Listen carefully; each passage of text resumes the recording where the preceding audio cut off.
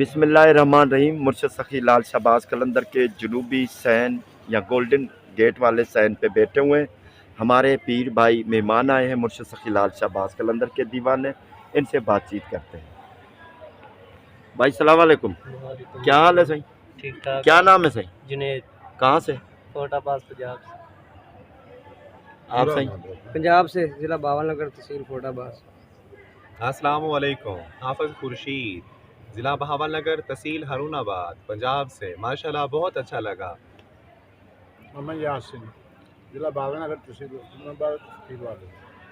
عبدالرحمان منگو، صوبہ پنجاب، ضلع بہاول نگر، فورٹ عباس۔ محمد وقاص۔ بسم اللہ۔ اچھا بھائی، آپ کو کیسے محسوس ہو رہا ہے؟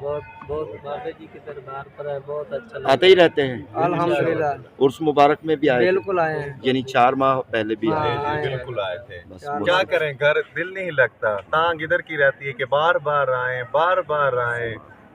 اس لیے کیا نظارے، ماشاءاللہ، منار، سب کچھ ادھر کے لوگ، بہت مزہ آتا ہے، دل ہی نہیں کرتا ہمارا، تو جیسے دل ادھر رہ جاتا ہے، بس ایک پتلا ہے جو لے کے جاتے ہیں خالی ہاں۔ زمانے کے ساتھ بھی چلنا ہے، گھر گرہستی بھی چلانی ہے، چلانی پڑتی ہے، تو مرشد کی سلامی بھی کرنی بالکل پڑتی جی، ہے۔ بالکل بالکل۔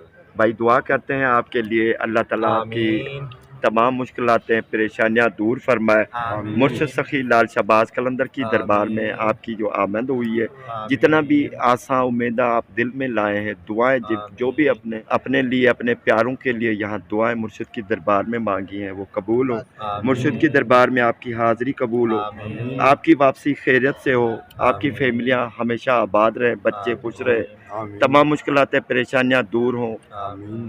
اللہ تعالیٰ آپ کے راستے کھول دے، رزق حلال میں برکت عطا فرمائے۔ مرشد کی دعائیں آپ کے ساتھ رہے، مرشد کی نظر کرم آپ کے ساتھ رہے۔ دعا کرتے ہیں اللہ تعالیٰ خوشا نصیب فرمائے۔ اللہ حافظ۔ پائنتر پاک 1.25 لاکھ نعرہ حیدری، نعرہ حیدری، بولا بولا بولا سخی لال قلندر،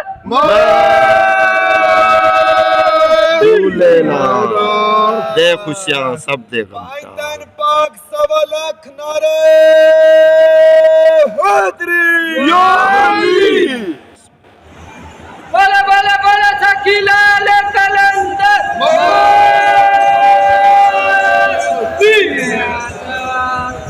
پائنتر پاک 1.25 لاکھ نعرہ